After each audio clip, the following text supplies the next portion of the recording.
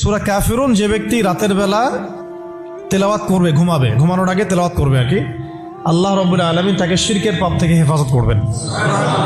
জাহান্নামে যাবে সবচেয়ে বেশি মানুষ শিরকের পাপের কারণে। কোন পাপের কারণে?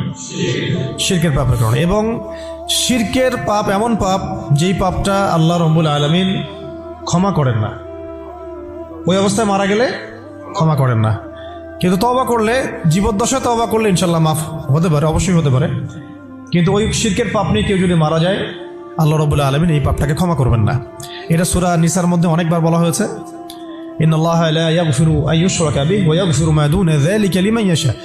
নিশ্চয় আল্লাহ রাব্বুল আলামিন শিরকের গুনাহকে মাফ করেন না, কিন্তু অন্য যে কোনো বড় গুনাহ হোক আল্লাহ পাক যাকে ইচ্ছা মাফ করতে পারেন, যাকে ইচ্ছা আল্লাহ মাফ করতে পারেন। এখন এই শিরকের পাপ থেকে বাঁচাবে কোন সূরা? সূরা কাফিরুন। রাতের বেলা তেলাওয়াত করতে হবে অন্তত একবার, রাতের আরো অনেক আমল আছে, এটা তো আপনারা জানেনই।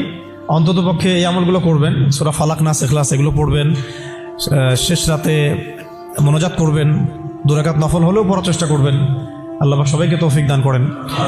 আর ঘুমানোর আগে সূরা বাকারার শেষের 2টা আয়াত পড়বেন বা 3টা আয়াত পড়বেন, সারা রাতের ইবাদতের নেকি হয়ে যাবে ইনশাআল্লাহ। 33 বার সুবহানাল্লাহ পড়বেন, 33 বার আলহামদুলিল্লাহ পড়বেন, 34 বার আল্লাহু আকবার পড়বেন। এছাড়াও তো আছে আল্লাহুম্মা বিইসমিকা আমুতু আহইয়া। এছাড়াও আরও অনেক দোয়া আছে, কয়েকটা বললাম। সূরা মুলক তেলাওয়াত করতে পারেন যদি সময় হয়, এবং করা উচিত, কারণ সূরা মুলকের তেলাওয়াত কবরের আযাব থেকে বাঁচাবে ইনশাআল্লাহ।